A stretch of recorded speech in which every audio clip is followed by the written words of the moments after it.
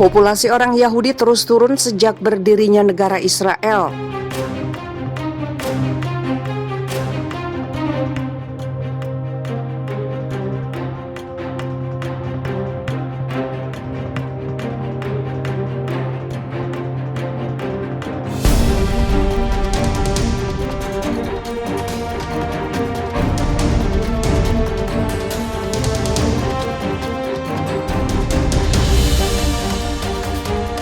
Populasi orang Yahudi di Israel terus turun di bawah ambang batas 74% untuk pertama kalinya tahun ini. Laporan itu didapat dari data Biro Pusat Statistik yang diterbitkan Senin 12 April 2021 untuk menghormati Hari Kemerdekaan ke-73 Israel. Dikutip dari Jerusalem Post, laporan tersebut menunjukkan bahwa menjelang pembentukan negara Israel pada 1948, persentase penduduk Yahudi mencapai 82,1% dibandingkan saat ini yang 73,9%.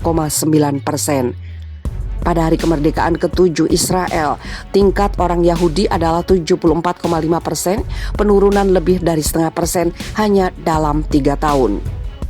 Data tambahan mengungkapkan populasi Yahudi Israel sekitar 9,327 juta. Segmentasi menunjukkan bahwa sekitar 6.984 juta adalah orang Yahudi, 73,9%, dan sekitar 1.966 juta adalah orang Arab, 21,1%, termasuk Muslim dan Sirkasian, Kristen Arab termasuk Armenia dan Druze.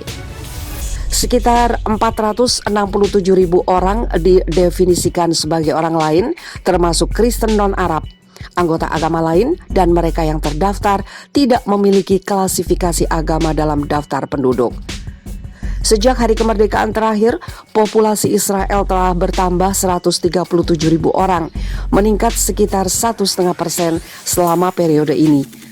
Sekitar 167.000 bayi lahir, sekitar 16.300 imigran datang, dan 50.000 orang meninggal. Sejak berdirinya negara itu, sekitar 3,3 juta orang telah berimigrasi ke Israel. 1,5 juta diantaranya tiba sejak 1990 dengan dimulainya gelombang besar imigrasi dari bekas Uni Soviet. Selama periode ini sekitar 129.000 warga negara yang lahir di luar negeri juga berimigrasi ke Israel. Selain itu, menurut CBS, penduduk Israel pada 2030 diperkirakan berjumlah sekitar 11,1 juta jiwa. Dan pada 2040, penduduk Israel diperkirakan menjadi sekitar 13,2 juta jiwa. Perkiraan tersebut juga menunjukkan bahwa hari kemerdekaan ke-100 negara Israel tahun 2048 akan dirayakan oleh sekitar 15,2 juta warga. Data CBS juga menunjukkan bahwa pada akhir 2019, sebanyak 46% dari total penduduk Yahudi di dunia tinggal di Israel, dan sekitar 78% orang Yahudi di Israel adalah Sabras atau pribumi.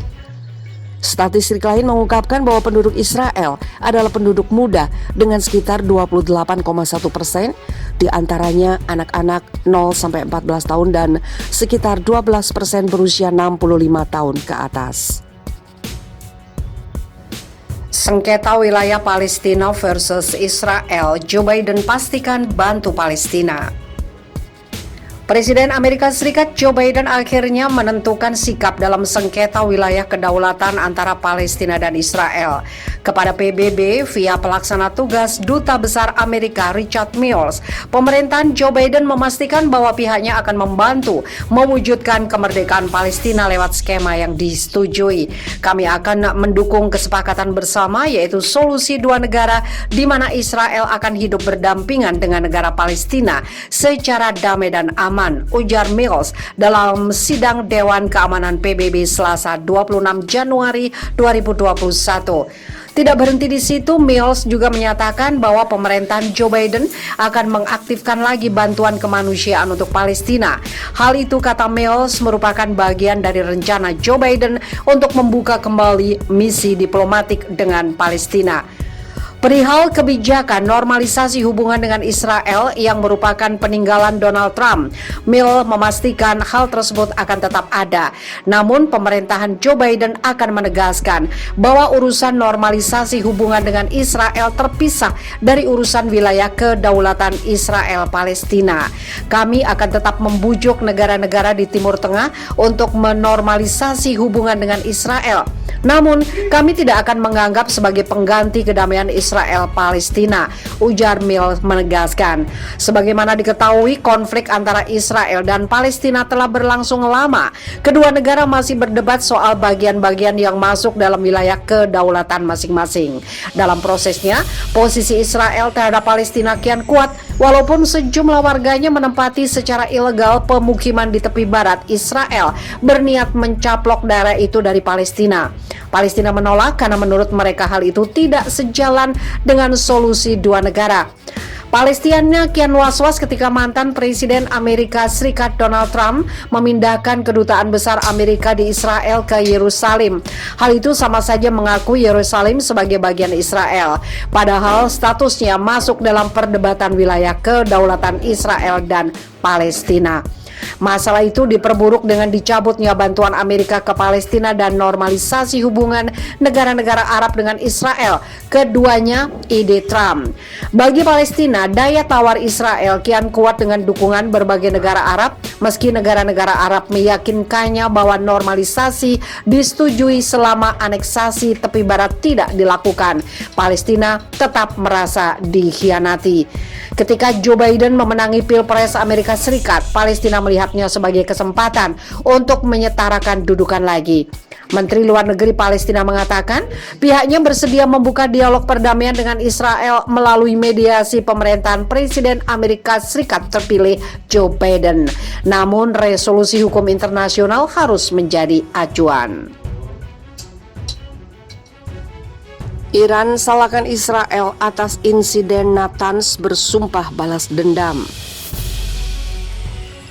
Iran menyalahkan musuh bebuyutan regionalnya Israel atas insiden di situs nuklir Natanz pada Minggu 11 April dan akan membalas dendam, kata Menteri Luar Negeri Muhammad Javad Zarif yang dikutip TV pemerintah pada hari Senin.